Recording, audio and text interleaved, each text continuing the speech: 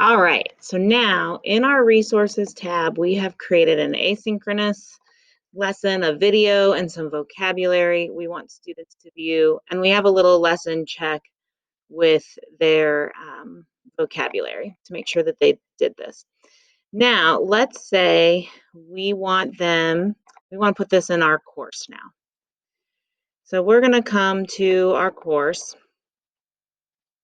and what I'm going to do up here is I'm going to put this in a folder. I'm going to add folder, and you could title it, materials for whatever week it is. I'm just going to do space lesson, and you can give a description if you want. Here's the cool thing about this. If you are working a little bit ahead and you don't want students to have access to this right away, you might decide, you know what, this is my lesson that is not until the 14th of September. So you can go ahead and publish it now, or you can say publish on start date. And what that will do is mean that the stuff that's in this folder isn't going to be available until the 14th. For now, I'm just going to leave this published just so that you can see what it will look like for a student. So now I'm going to hit create. And here's my folder now for space. When I click this actual folder, there's nothing in it, but I'm in this folder. So this is where I'm going to add my materials I already created. I'm going to go to add materials and hit import from resources. So now we're in my resources tab, and I'm going to come down and I'm going to find my space lesson and my space lesson check and import them. Now, when you see, anytime you have a quiz, you're going to have some advanced options. So again, we have the 5 points that are there, but because it's being graded, I'm going to need to set a due date.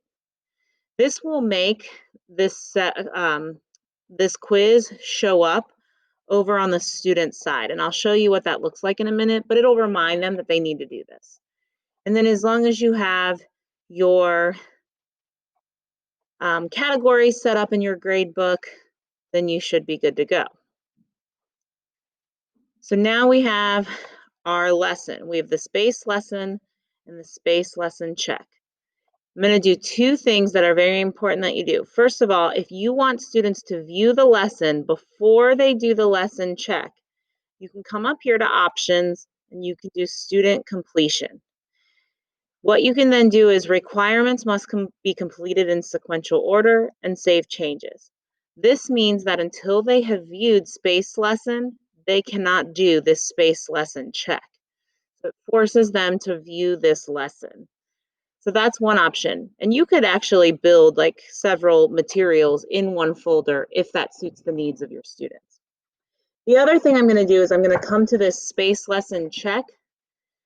And what I'm going to do is go to my settings tab, and I want to make sure that I enable my submissions. That's the most important thing. If your students are having a hard time submitting a quiz that you have made in Schoology, more than likely you need to click on that thing in Schoology, that quiz, hit the settings tab and enable your submissions, and then it's very important you come down and save changes. So now this space lesson is ready to go. It's got a due date.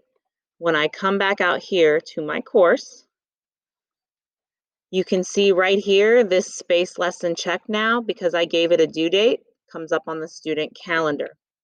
These are some folders that you can see are not published. I had them publishing on a specific date because I didn't want students working too far ahead. But here's that space lesson where they could go ahead and go on in and look at it. If you teach multiple classes and you want them to be able to access the lesson too, then all you've got to do from here, now that you've created this folder, is go to copy to courses and check any of the other courses that you want. They will also have that folder, but you might want to go in and just simply make sure that that quiz has the submissions enabled.